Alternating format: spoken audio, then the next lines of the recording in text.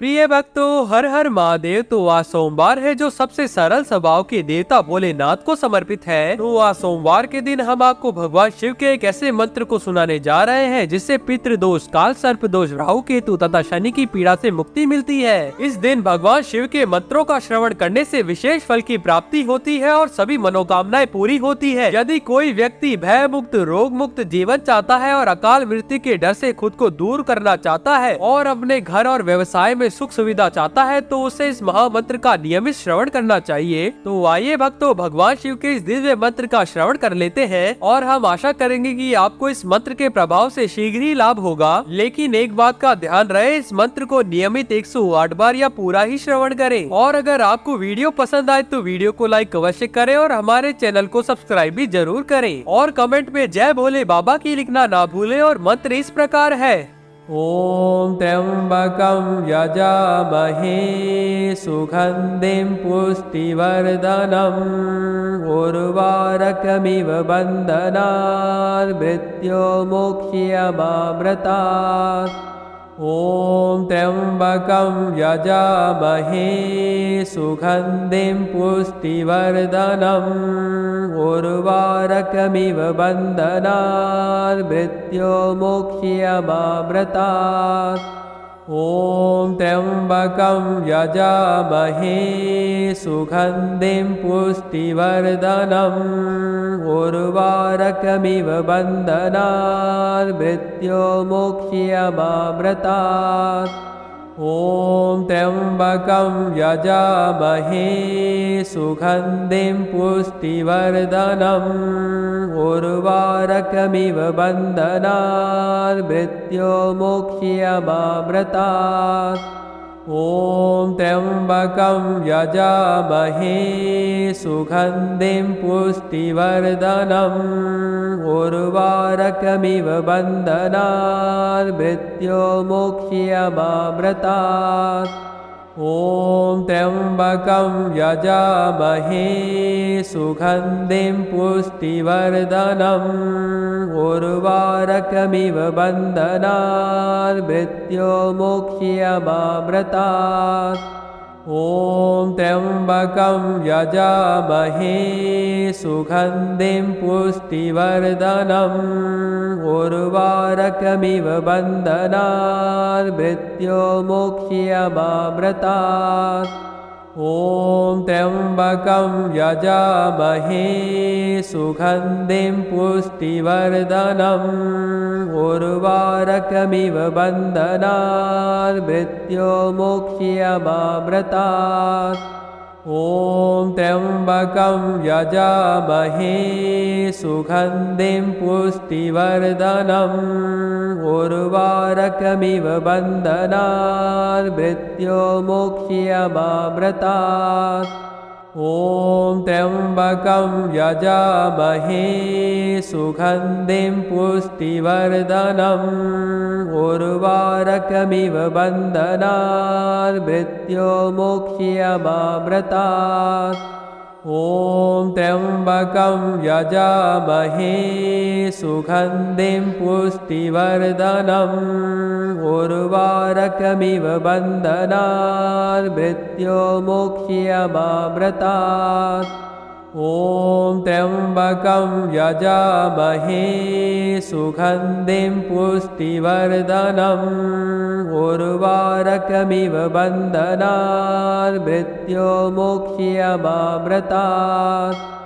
ओम त्र्यंबकं यजामहे सुगंधिं पुष्टिवर्धनम् उर्वारुकमिव बन्धनान् मृत्योर्मुक्षीयमामृतात्। ओम त्र्यंबकं यजामहे सुगंधिं पुष्टिवर्धनम् उर्वारुकमिव बन्धनान् मृत्योर्मुक्षीयमामृतात्। ओम त्र्यंबकं यजामहे सुगंधिं पुष्टिवर्धनम् उर्वारुकमिव बन्धनान् मृत्योर्मुक्षीयमामृतात्। ॐ त्र्यम्बकं यजामहे सुगन्धिं पुष्टिवर्धनम् उर्वारुकमिव बन्धनान् मृत्योर्मुक्ष्यमामृतात्। ॐ त्र्यम्बकं यजामहे सुगन्धिं पुष्टिवर्धनम् उर्वारुकमिव बन्धनान् मृत्योर्मुक्ष्यमामृतात्।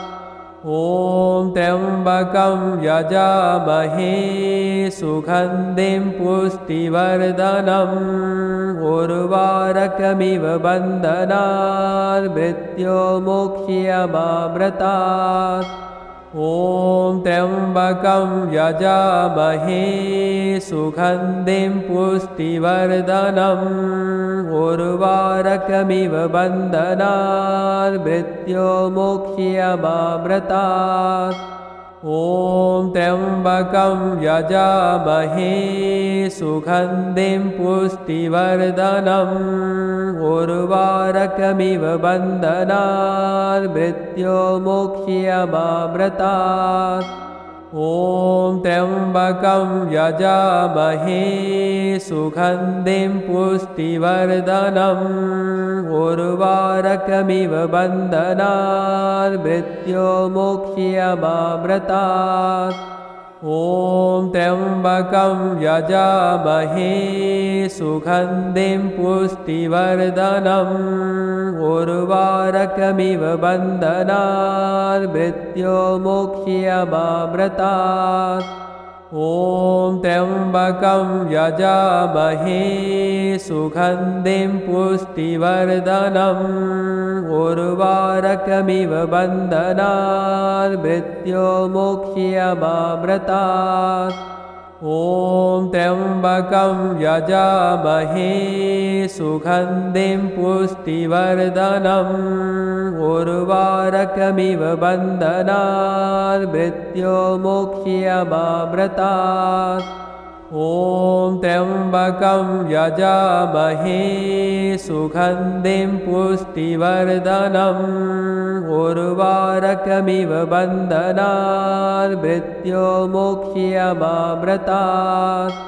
ॐ त्र्यम्बकं यजामहे सुगन्धिं पुष्टिवर्धनम् उर्वारुकमिव बन्धनान् मृत्योर्मुक्ष्यमामृतात्। ॐ त्र्यम्बकं यजामहे सुगन्धिं पुष्टिवर्धनम् उर्वारुकमिव बन्धनान् मृत्योर्मुक्ष्यमामृतात्। ॐ त्र्यम्बकं यजामहे सुगन्धिं पुष्टिवर्धनम् उर्वारुकमिव बन्धनान् मृत्योर्मुक्ष्यमामृतात्। ॐ त्र्यम्बकं यजामहे सुगन्धिं पुष्टिवर्धनम् उर्वारुकमिव बन्धनान् मृत्योर्मुक्ष्यमामृतात्। ॐ त्र्यम्बकं यजामहे सुगन्धिं पुष्टिवर्धनम् उर्वारुकमिव बन्धनान् मृत्योर्मुक्ष्यमामृतात्। ॐ त्र्यम्बकं यजामहे सुगन्धिं पुष्टिवर्धनम् उर्वारुकमिव बन्धनान् मृत्योर्मुक्ष्यमामृतात्। ॐ त्र्यम्बकं यजामहे सुगन्धिं पुष्टिवर्धनम् उर्वारुकमिव बन्धनान् मृत्योर्मुक्ष्यमामृतात्। ॐ त्र्यम्बकं यजामहे सुगन्धिं पुष्टिवर्धनम् उर्वारुकमिव बन्धनान् मृत्योर्मुक्ष्यमामृतात्। ॐ त्र्यम्बकं यजामहे सुगन्धिं पुष्टिवर्धनम् उर्वारुकमिव बन्धनान् मृत्योर्मुक्ष्यमामृतात्। ॐ त्र्यम्बकं यजामहे सुगन्धिं पुष्टिवर्धनम् उर्वारुकमिव बन्धनान् मृत्योर्मुक्ष्यमामृतात्। ॐ त्र्यम्बकं यजामहे सुगन्धिं पुष्टिवर्धनम् उर्वारुकमिव बन्धनान् मृत्योर्मुक्ष्यमामृतात्। ॐ त्र्यम्बकं यजामहे सुगन्धिं पुष्टिवर्धनम् उर्वारुकमिव बन्धनान् मृत्योर्मुक्ष्यमामृतात्। ॐ त्र्यम्बकं यजामहे सुगन्धिं पुष्टिवर्धनम् उर्वारुकमिव बन्धनान् मृत्योर्मुक्ष्यमामृतात्। ॐ त्र्यम्बकं यजामहे सुगन्धिं पुष्टिवर्धनम् उर्वारुकमिव बन्धनान् मृत्योर्मुक्ष्यमामृतात्। ॐ त्र्यम्बकं यजामहे सुगन्धिं पुष्टिवर्धनम् उर्वारुकमिव बन्धनान् मृत्योर्मुक्ष्यमामृतात्।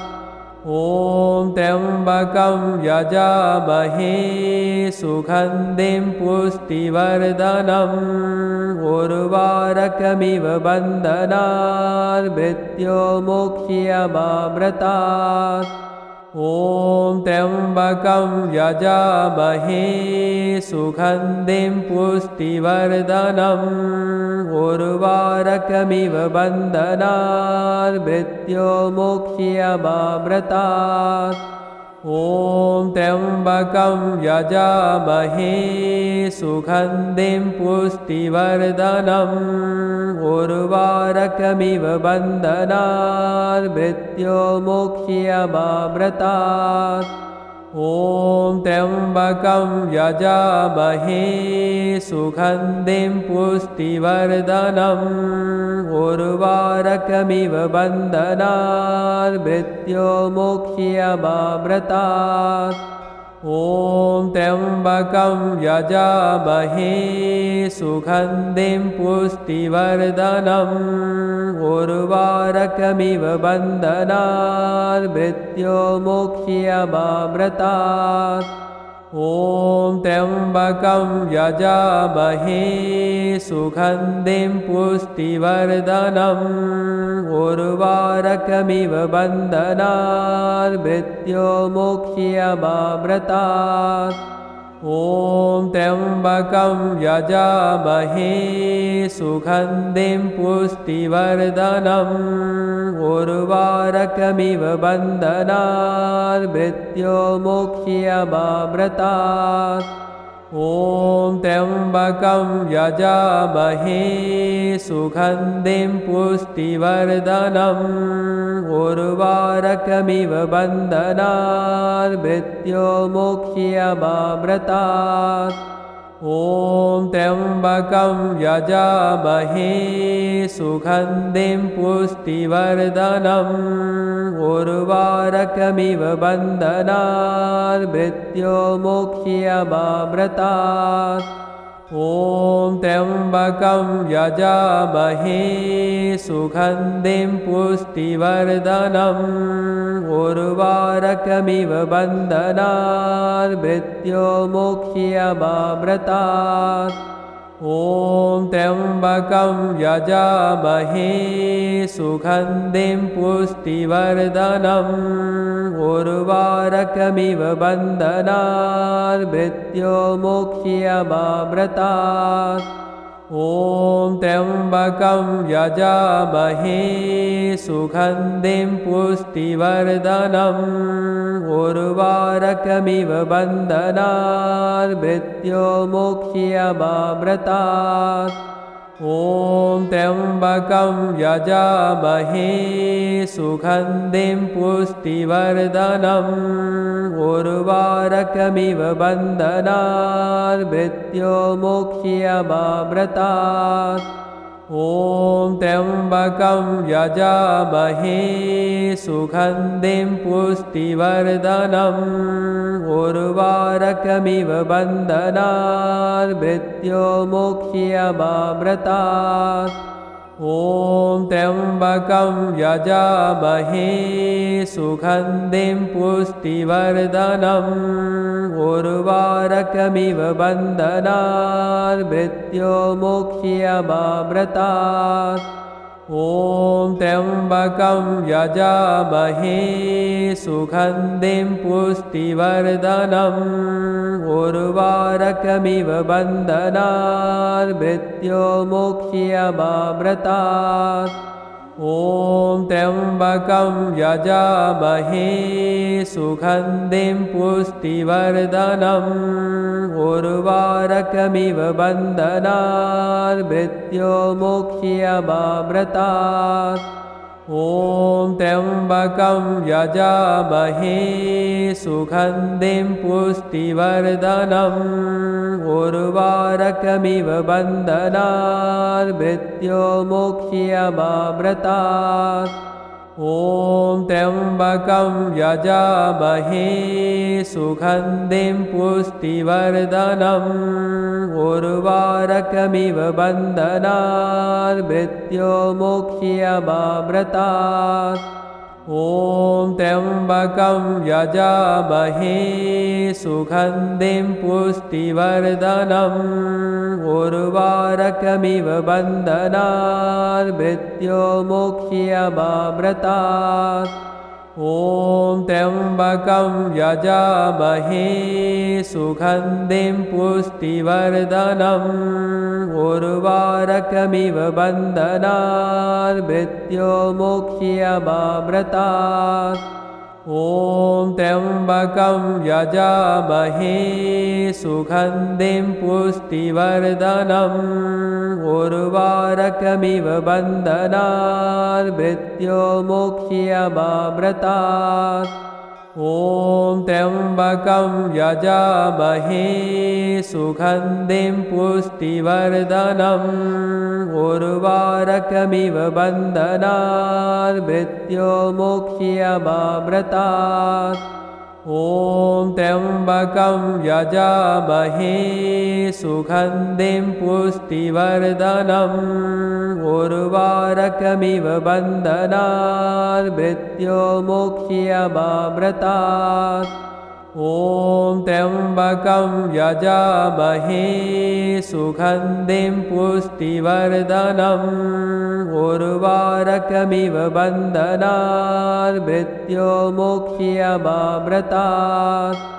ॐ त्र्यम्बकं यजामहे सुगन्धिं पुष्टिवर्धनम् उर्वारुकमिव बन्धनान् मृत्योर्मुक्ष्यमामृतात्। ॐ त्र्यम्बकं यजामहे सुगन्धिं पुष्टिवर्धनम् उर्वारुकमिव बन्धनान् मृत्योर्मुक्ष्यमामृतात्। ॐ त्र्यम्बकं यजामहे सुगन्धिं पुष्टिवर्धनम् उर्वारुकमिव बन्धनान् मृत्योर्मुक्ष्यमामृतात्। ॐ त्र्यम्बकं यजामहे सुगन्धिं पुष्टिवर्धनम् उर्वारुकमिव बन्धनान् मृत्योर्मुक्ष्यमामृतात्। ॐ त्र्यम्बकं यजामहे सुगन्धिं पुष्टिवर्धनम् उर्वारुकमिव बन्धनान् मृत्योर्मुक्ष्यमामृतात्। ॐ त्र्यम्बकं यजामहे सुगन्धिं पुष्टिवर्धनम् उर्वारुकमिव बन्धनान् मृत्योर्मुक्ष्यमामृतात्। ॐ त्र्यम्बकं यजामहे सुगन्धिं पुष्टिवर्धनम् उर्वारुकमिव बन्धनान् मृत्योर्मुक्ष्यमामृतात्। ॐ त्र्यम्बकं यजामहे सुगन्धिं पुष्टिवर्धनम् उर्वारुकमिव बन्धनान् मृत्योर्मुक्ष्यमामृतात्। ॐ त्र्यम्बकं यजामहे सुगन्धिं पुष्टिवर्धनम् उर्वारुकमिव बन्धनान् मृत्योर्मुक्ष्यमामृतात्। ॐ त्र्यम्बकं यजामहे सुगन्धिं पुष्टिवर्धनम् उर्वारुकमिव बन्धनान् मृत्योर्मुक्ष्यमामृतात्। ॐ त्र्यम्बकं यजामहे सुगन्धिं पुष्टिवर्धनम् उर्वारुकमिव बन्धनान् मृत्योर्मुक्ष्यमामृतात्।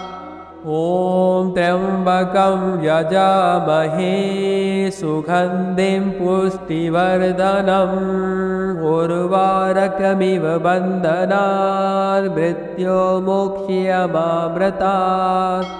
ॐ त्र्यम्बकं यजामहे सुगन्धिं पुष्टिवर्धनम् उर्वारुकमिव बन्धनान् मृत्योर्मुक्ष्यमामृतात्। ॐ त्र्यम्बकं यजामहे सुगन्धिं पुष्टिवर्धनम् उर्वारुकमिव बन्धनान् मृत्योर्मुक्ष्यमामृतात्। ॐ त्र्यम्बकं यजामहे सुगन्धिं पुष्टिवर्धनम् उर्वारुकमिव बन्धनान् मृत्योर्मुक्ष्यमामृतात्। ॐ त्र्यम्बकं यजामहे सुगन्धिं पुष्टिवर्धनम् उर्वारुकमिव बन्धनान् मृत्योर्मुक्ष्यमामृतात्।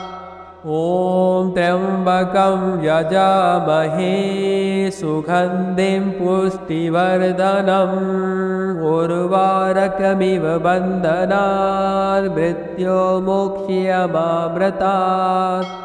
ॐ त्र्यम्बकं यजामहे सुगन्धिं पुष्टिवर्धनम् उर्वारुकमिव बन्धनान् मृत्योर्मुक्ष्यमामृतात्।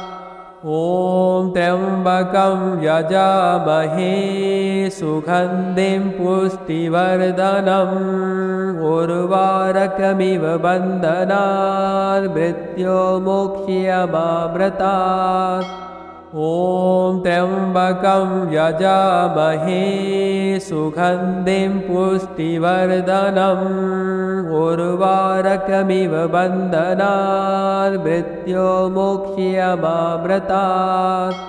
ॐ त्र्यम्बकं यजामहे सुगन्धिं पुष्टिवर्धनम् उर्वारुकमिव बन्धनान् मृत्योर्मुक्ष्यमामृतात्।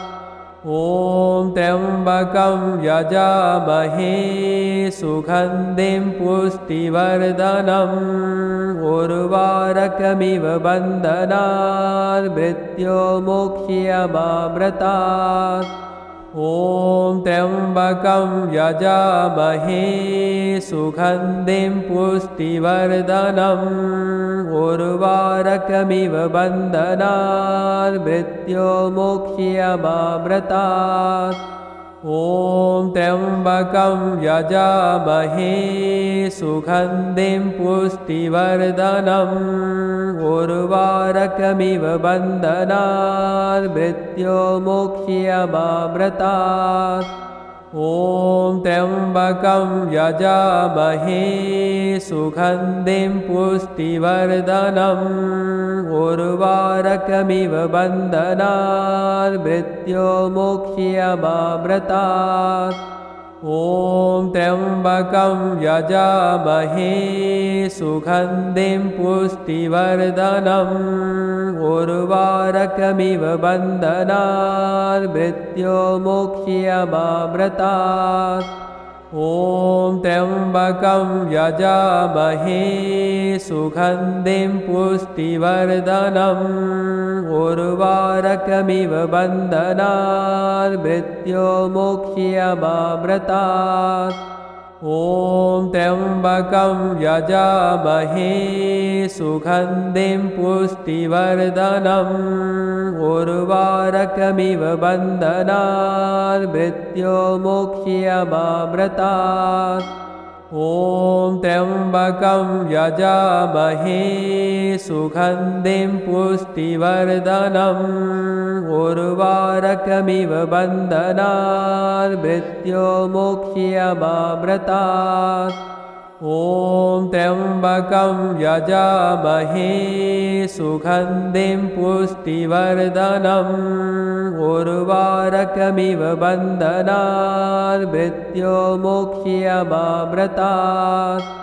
ॐ त्र्यम्बकं यजामहे सुगन्धिं पुष्टिवर्धनम् उर्वारुकमिव बन्धनान् मृत्योर्मुक्ष्यमामृतात्। ॐ त्र्यम्बकं यजामहे सुगन्धिं पुष्टिवर्धनम् उर्वारुकमिव बन्धनान् मृत्योर्मुक्ष्यमामृतात्। ॐ त्र्यम्बकं यजामहे सुगन्धिं पुष्टिवर्धनम् उर्वारुकमिव बन्धनान् मृत्योर्मुक्ष्यमामृतात्। ॐ त्र्यम्बकं यजामहे सुगन्धिं पुष्टिवर्धनम् उर्वारुकमिव बन्धनान् मृत्योर्मुक्ष्यमामृतात्। ॐ त्र्यम्बकं यजामहे सुगन्धिं पुष्टिवर्धनम् उर्वारुकमिव बन्धनान् मृत्योर्मुक्ष्यमामृतात्। ॐ त्र्यम्बकं यजामहे सुगन्धिं पुष्टिवर्धनम् उर्वारुकमिव बन्धनान् मृत्योर्मुक्ष्यमामृतात्। ॐ त्र्यम्बकं यजामहे सुगन्धिं पुष्टिवर्धनम् उर्वारुकमिव बन्धनान् मृत्योर्मुक्ष्यमामृतात्। ॐ त्र्यम्बकं यजामहे सुगन्धिं पुष्टिवर्धनम् उर्वारुकमिव बन्धनान् मृत्योर्मुक्ष्यमामृतात्। ॐ त्र्यम्बकं यजामहे सुगन्धिं पुष्टिवर्धनम् उर्वारुकमिव बन्धनान् मृत्योर्मुक्ष्यमामृतात्। ॐ त्र्यम्बकं यजामहे सुगन्धिं पुष्टिवर्धनम् उर्वारुकमिव बन्धनान् मृत्योर्मुक्ष्यमामृतात्। ॐ त्र्यम्बकं यजामहे सुगन्धिं पुष्टिवर्धनम् उर्वारुकमिव बन्धनान् मृत्योर्मुक्ष्यमामृतात्। ॐ त्र्यम्बकं यजामहे सुगन्धिं पुष्टिवर्धनम् उर्वारुकमिव बन्धनान् मृत्योर्मुक्ष्यमामृतात्।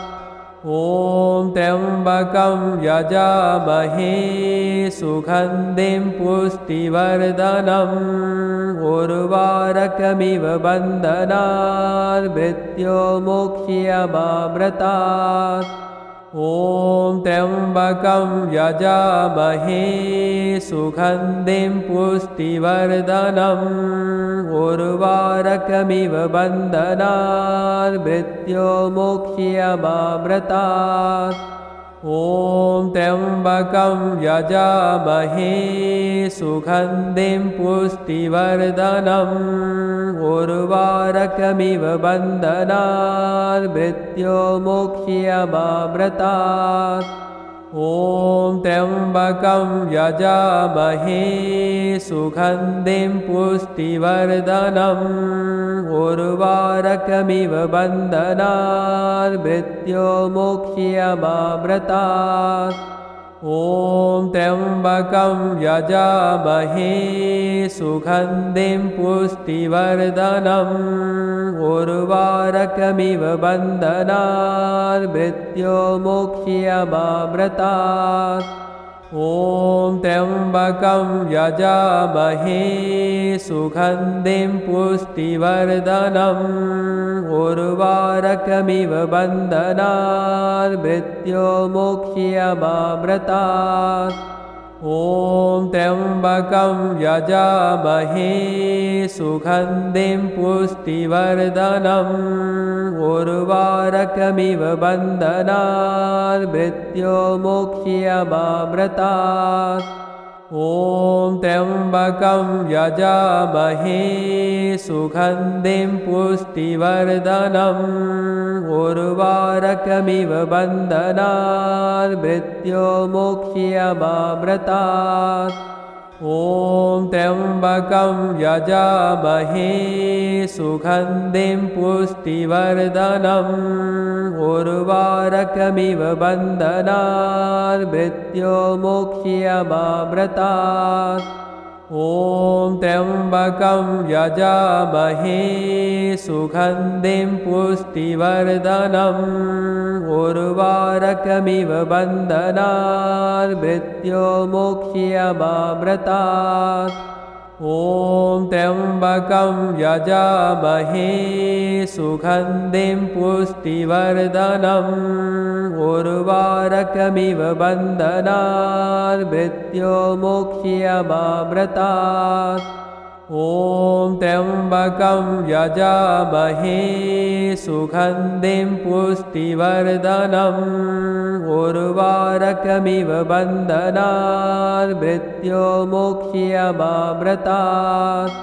ॐ त्र्यम्बकं यजामहे सुगन्धिं पुष्टिवर्धनम् उर्वारुकमिव बन्धनान् मृत्योर्मुक्ष्यमामृतात्। ॐ त्र्यम्बकं यजामहे सुगन्धिं पुष्टिवर्धनम् उर्वारुकमिव बन्धनान् मृत्योर्मुक्ष्यमामृतात्। ॐ त्र्यम्बकं यजामहे सुगन्धिं पुष्टिवर्धनम् उर्वारुकमिव बन्धनान् मृत्योर्मुक्ष्यमामृतात्। ॐ त्र्यम्बकं यजामहे सुगन्धिं पुष्टिवर्धनम् उर्वारुकमिव बन्धनान् मृत्योर्मुक्ष्यमामृतात्। ॐ त्र्यम्बकं यजामहे सुगन्धिं पुष्टिवर्धनम् उर्वारुकमिव बन्धनान् मृत्योर्मुक्ष्यमामृतात्। ॐ त्र्यम्बकं यजामहे सुगन्धिं पुष्टिवर्धनम् उर्वारुकमिव बन्धनान् मृत्योर्मुक्ष्यमामृतात्। ॐ त्र्यम्बकं यजामहे सुगन्धिं पुष्टिवर्धनम् उर्वारुकमिव बन्धनान् मृत्योर्मुक्ष्यमामृतात्। ॐ त्र्यम्बकं यजामहे सुगन्धिं पुष्टिवर्धनम् उर्वारुकमिव बन्धनान् मृत्योर्मुक्ष्यमामृतात्। ॐ त्र्यम्बकं यजामहे सुगन्धिं पुष्टिवर्धनम् उर्वारुकमिव बन्धनान् मृत्योर्मुक्ष्यमामृतात्। ॐ त्र्यम्बकं यजामहे सुगन्धिं पुष्टिवर्धनम् उर्वारुकमिव बन्धनान् मृत्योर्मुक्ष्यमामृतात्। ॐ त्र्यम्बकं यजामहे सुगन्धिं पुष्टिवर्धनम् उर्वारुकमिव बन्धनान् मृत्योर्मुक्षीयमामृतात्।